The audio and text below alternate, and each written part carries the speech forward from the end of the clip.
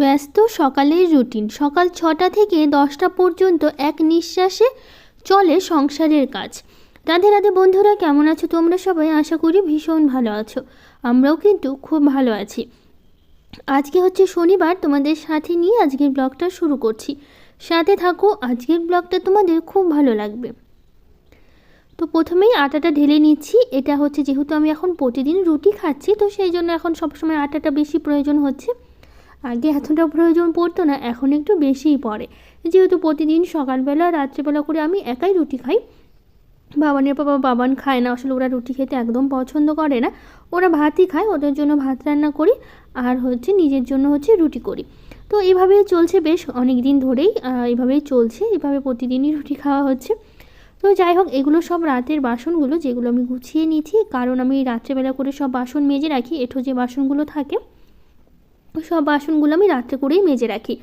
হচ্ছে রাত্রেবেলা আমি এঁঠো বাসন কখনো রাখি না। রান্নাঘরটা আমি খুব ভালো করে পরিষ্কার করে রাখি। ওভেন, তারপরে হচ্ছে বাসন, তারপরে হচ্ছে রান্নাঘরের যে সেলফটা যেখানে সব তরকারি যা কিছু রাখা হয় সব কিছু আমি রাত্রেবেলায় করে রাখি। রাত্রিবেলা করে থাকলে কাজটাও অনেকটা এগিয়ে থাকে, যেহেতু হচ্ছে সকালবেলা একটু তাড়াহুড়োর মধ্যে থাকে।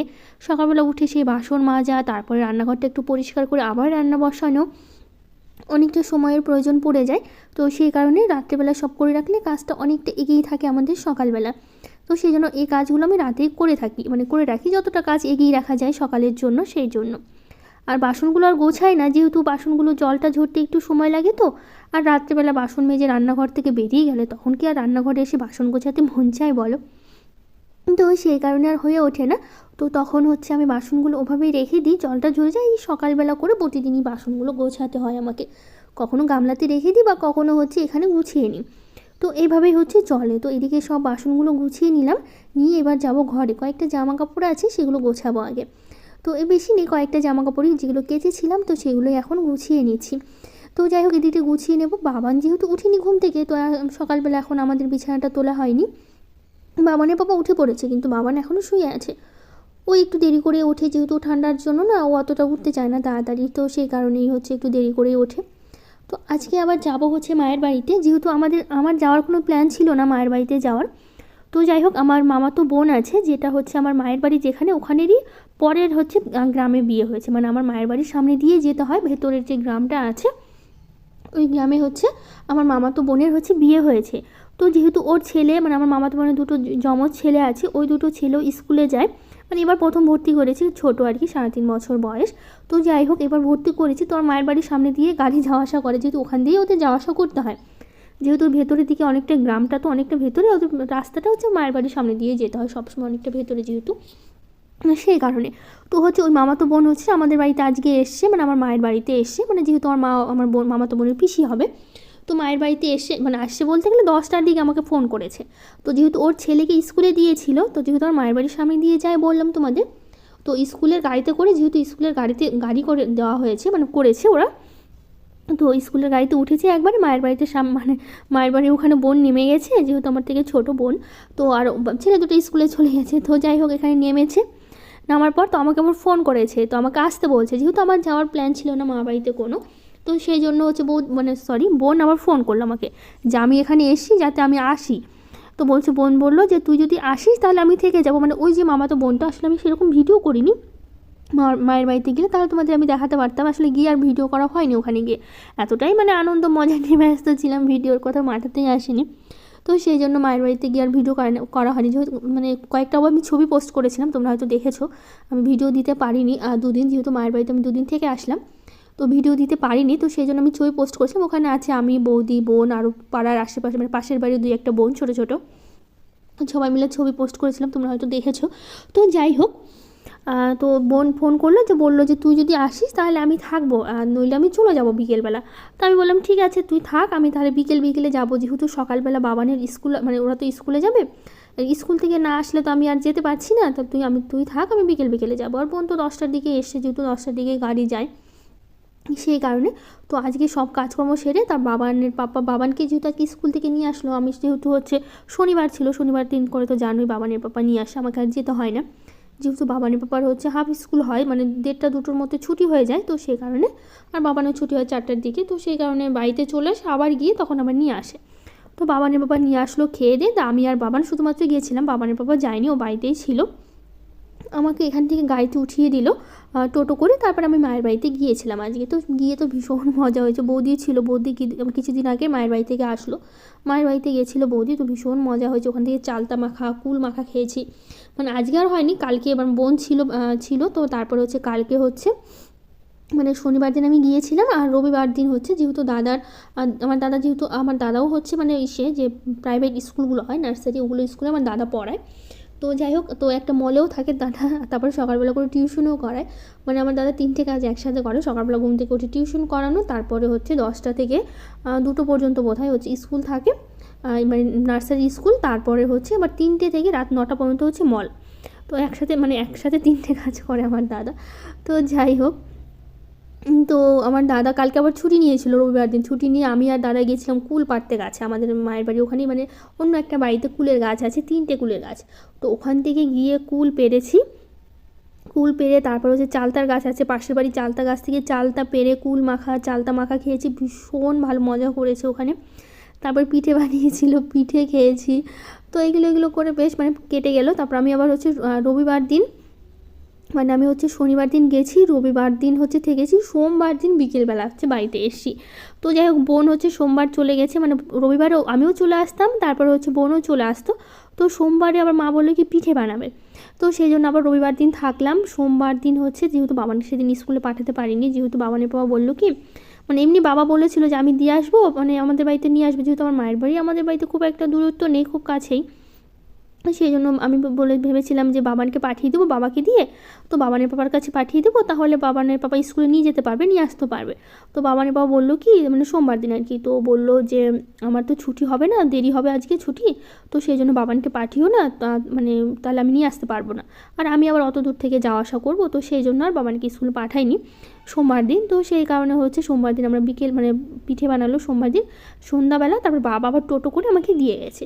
তো ভীষণ মজা হয়েছে, মায়ের বাড়িতে বোন থাকলে সবাই মিলে, আর যে বোনটা এসেছিলো ওই বোনের সাথে আমার বেশি মিল, যেহেতু একটা হয় না একটা বয়সের মামাতো বোন থাকলে বেশি মেলামেশা হয়, যেহেতু মামাতো দিদিরাও ছিল, ওগুলো যদি একটু বড় ছিল সেই জন্য হচ্ছে ওদের সাথে অতটা মিলামেশা, মানে বাড়িতে গেলে তো মিলামেশা হতো, কিন্তু বেশি খেলাধুলো যেটা একটা বয়সে থাকে।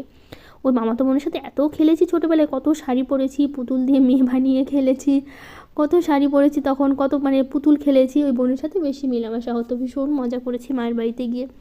তো যাই হোক, অনেক কিছু তোমাদের সাথে শেয়ার করলাম। তো এই দিকে হচ্ছে পুজো দিচ্ছি, তো আজকে প্রসাদ দিলাম হচ্ছে আঙুর এনেছিল বাবানের পাপা। তো আমি যেহেতু বাড়িতে কোনো ফল আনলে বাবানের পাপা আমি সবসময় ঠাকুরের জন্য আগে রেখে দিই, তারপর বাড়িতে মানে খাওয়ার জন্য রাখি, তো সেই জন্য আমি আঙুরগুলো রেখে দিয়েছিলাম। তো হচ্ছে আজকে আঙুর আর কলা দিয়ে, মানে কলাও ছিল, তো আঙুর আর কলা দিয়ে আজকে মানে ভোগ দেওয়া হলো ঠাকুরকে।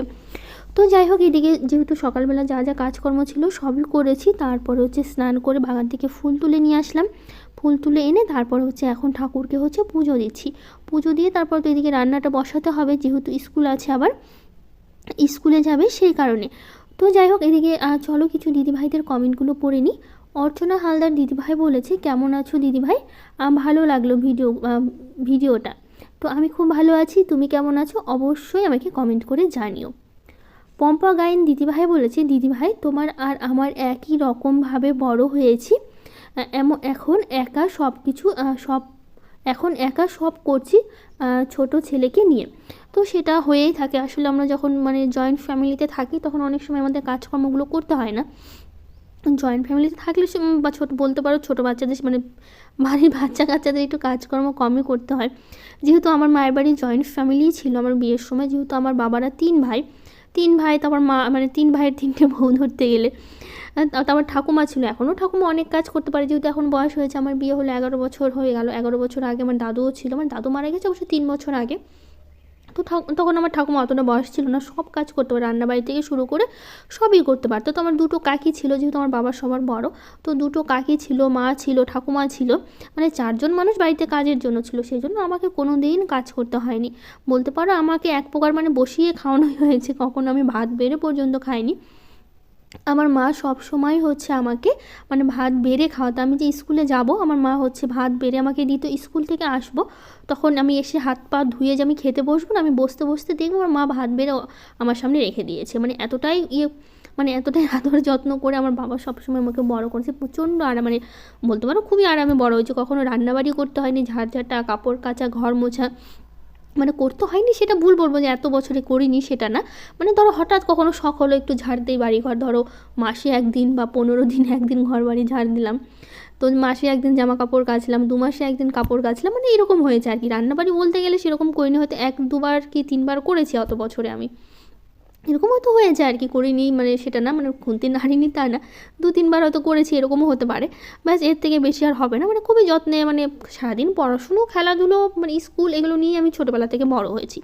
তাছাড়া যেহেতু ছোটোবেলায় আমার বিয়ে হয়েছে, তখন তো খেলতামই আমি সবসময় ওই বয়সে। যখন আমার বিয়ে ঠিক হয়ে যায় তারপরেও আমি খেলেছি, বলতে পারি আমি বিয়ের 15 দিন আগেও আমি খেলতাম, সবাই মিলে বান্ধবীরা মিলে মাঠে যেতাম খেলতে। এদিকে আমার বিয়ে 15 দিন, সবাই এটা নিয়ে হাসাহাসি করতে বলছে, তোর না 1 সপ্তাহ বা 15 দিন পর বিয়ে, আর তুই এখন খেলতে আসলি।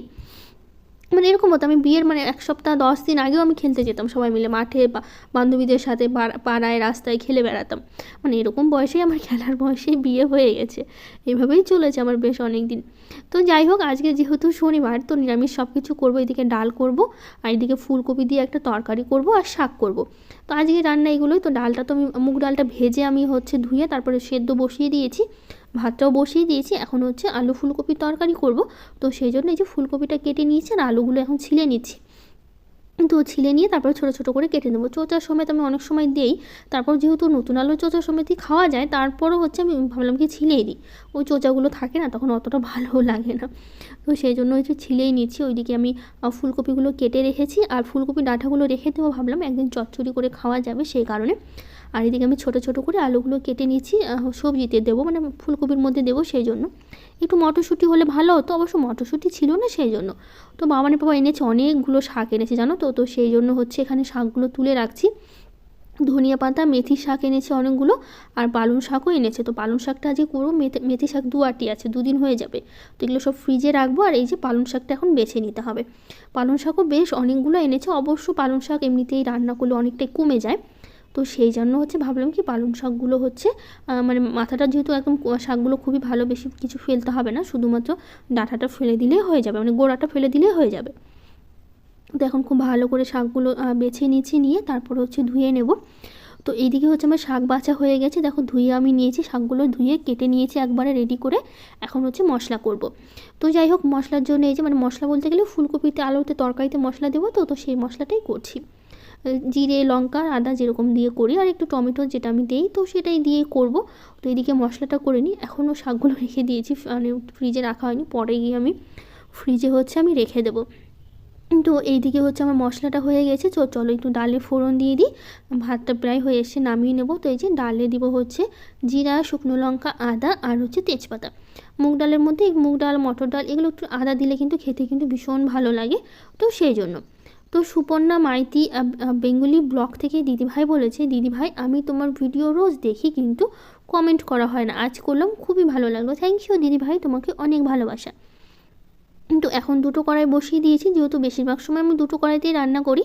তো এইদিকে দেখো আমি ফোনে গল্প শুনছি আর রান্না করছি। আমার ভীষণ উপন্যাস পড়তে, আমি মানে বলতে পারি আমি খুব একটা উপন্যাস প্রেমী, খুবই আমার উপন্যাস পড়তে ভীষণ ভীষণ ভীষণ ভালো লাগে, তো সবসময় আমি উপন্যাস পড়ি।